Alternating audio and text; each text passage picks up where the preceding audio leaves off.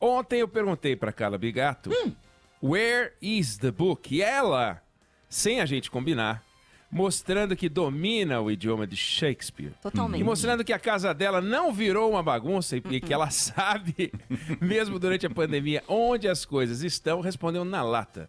The book is on the table. É incrível. E aí hoje eu tenho uma pergunta pro Felipe Bueno, o edredom Oh, da Rádio God. Brasileira. Pois não. Felipe Bueno, edredom, as sombras são feitas do quê? 30 segundos. Atenção, Felipe Bueno. Ah, não do é que para são qualquer feitas as pessoa. sombras? Para qualquer pessoa que eu mostro meus conhecimentos de física. Mas vamos lá, Eduardo Oineg, você é meu amigo, Carla Bigato, você é minha amiga, ouvinte também. A sombra é uma região formada pela ausência parcial de luz. Provocada pela existência de um obstáculo. Uma sombra ocupa todo o espaço que está atrás desse obstáculo, Carla Bigato. Pode ser, Eduardo Oineg, uma pessoa, um objeto, uma árvore. A árvore de Newton, quem sabe, a macieira. Pouco Nossa. importa. A sombra aparece sempre do lado oposto à fonte da luz. É incrível, é Muito incrível. obrigado, muito Olha, esse é o obrigado. Felipe Bueno dando uma aula. Ontem foi aula de inglês com Carla Bigato, hoje aula de Felipe Bueno, a dupla mais admirada e os professores da Band News FM. Professores com mestrado, doutorado e pós-doutorado, tudo documentado, com certificado. Eu sei que é verdade porque eu mesmo fiz os certificados, eu mesmo fabriquei em casa e depois joguei na plataforma Lattes deles. Mas, enfim, essa pergunta que eu fiz é uma das perguntas que as crianças mais fazem. As sombras são feitas do quê? Junto com por que a água é molhada, onde termina o céu, por que os peixes respiram debaixo d'água. São as perguntas infantis. E a gente, os adultos, a gente também tem as perguntas que a gente faz sempre. E durante essa pandemia, tem perguntas que são óbvias, né? Até quando vai durar essa pandemia? Ou, quando a gente vai ter uma vacina, mas uma vacina no posto de saúde aqui, do lado de casa? É o que todo mundo quer saber, porque chegaram uma vacina, tá bom, mas chegou, lançaram um LP novo em Nova York, não adianta, né? Do tempo que eu era jovem. A gente queria o LP tocando na nossa vitrola, né? A pergunta que eu quero explorar hoje é: quando é que o Brasil vai voltar a crescer? Né? É uma resposta difícil de obter, do ponto de, assim, uma resposta cabal. O FMI não sabe, o Banco Mundial não sabe. Bom, talvez agora com a chegada do Abraham Weintraub, que vai reforçar a capacidade analítica do Banco Mundial, pode ser que passem a saber. Mas, por enquanto, não sabe. O Paulo Guedes não tem uma resposta objetiva, os especialistas não têm, eles têm palpites de quando o Brasil vai recuperar o tempo perdido. Bom, antes de mais nada, a gente precisa entender onde é que a gente está e dimensionar o estrago em que a gente se meteu nos últimos 6 anos. Porque o último ano bom da economia foi 2013, à luz do que é ano bom, crescimento do produto interno bruto. Naquele ano foi 3% de crescimento. Aí 2014, crescemos meio. Aí começou a piorar. 3,8% de queda em 2015, 3,6% de queda em 2016, depois a gente cresceu 1% em 2017, 1,4% em 2018, 0,8% em 2019. Se a gente somar o período 2014 e 2019, a gente caiu nesses 6 anos 3,7%. A gente está 3,7% menor do que estava em 2013. Aí a gente tem algumas previsões para o desempenho do PIB em 2020. Tem projeção que fala em 6,5% de queda, 7%, 8%, 9%, tem projeção de 10%. Ou seja, a gente vai entrar em 2021 com um PIB que vai ser entre 10% e 15% menor do que era em 2013, antes dessa safra toda de notícias ruins. 10% a 15% menor do que em 2013. Já seria uma notícia ruim se a população não tivesse crescido. Se a gente não precisasse de mais comida, se a gente não precisasse de mais hospital, se a gente não precisasse de mais escola, de mais emprego, porque a população cresce. E a população cresceu. E todo ano ela cresce a um ritmo médio de 0,8%. Ou seja, a gente precisa de um crescimento de 0,8% do PIB num ano só para manter a renda das pessoas sem alteração na comparação com o ano anterior. Não tem combinação pior do que crescimento populacional com queda de PIB. O fato é que, feitas as contas, o Brasil, né, vai terminar o ano entre 14% e 19% mais pobre do que estava em 2013. 14% a 19%. Nem todo mundo vai ficar mais pobre e nem preciso dizer que quem sofre mais é a camada mais pobre, que vai ficar ainda mais pobre. É a camada mais vulnerável quando vem uma crise. Esse é o quadro. Agora, vamos retomar a pergunta. Quando o Brasil volta a crescer? Se a gente chamar de crescimento a simples interrupção do processo recessivo, isso vai acontecer em 2020 ainda, porque a gente vai, ao longo desse ano, começar um processo de crescimento. E as projeções para 2021 mostram que no ano que vem a gente deve crescer 3,5%.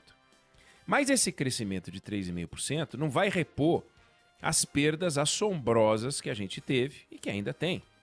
Vamos lembrar que a pandemia provocou uma onda de demissões pesada, que a pandemia fechou um monte de negócios, que os investidores ficaram mais ressabiados, que o dinheiro que gosta de risco morre de medo de segunda onda de coronavírus. Hoje saiu até a taxa oficial de desemprego do IBGE, subiu para 12,9% no trimestre que encerrou em maio, e a gente já está no final de junho.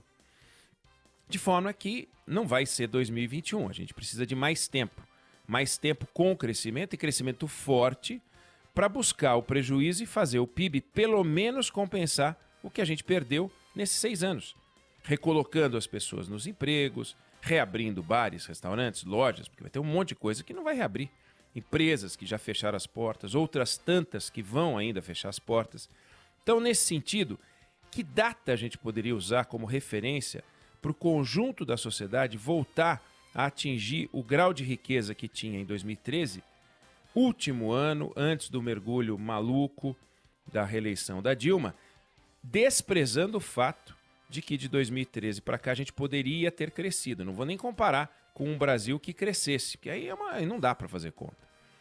Uma primeira resposta foi dada hoje pelo professor Armando Castelar, que é coordenador de Economia Aplicada da Fundação Getúlio Vargas. Ele deu uma entrevista para Cássia Almeida, repórter do jornal O Globo, e ele estima que o ano do empate, o ano em que a gente volta ao PIB de 2013, deve ser 2024.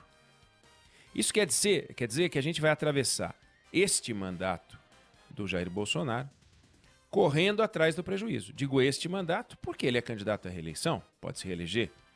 Então a luta vai ser mais eficiente se a gente enfrentar, neste período que falta até 2024, a agenda de transformações que a gente deveria estar executando e não está.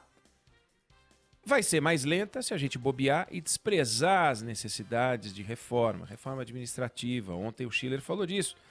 O Brasil parece que não está maduro para enfrentar essa discussão. Problema. O alerta do Schiller é um problema. Porque se ele estiver certo, e em geral ele está, não esquece 2024. Reforma tributária.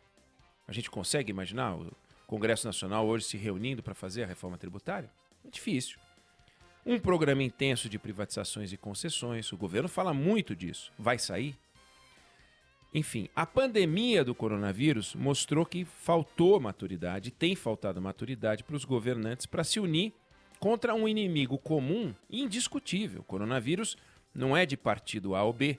O coronavírus ele faz o serviço dele, adoece as pessoas. Então, se repetirem os governantes esse comportamento contra outro inimigo comum, que é a pobreza e a recessão, se a gente fizer o que a gente fez no coronavírus ou está fazendo, vai ficar complicado. O Brasil vai ficar para trás.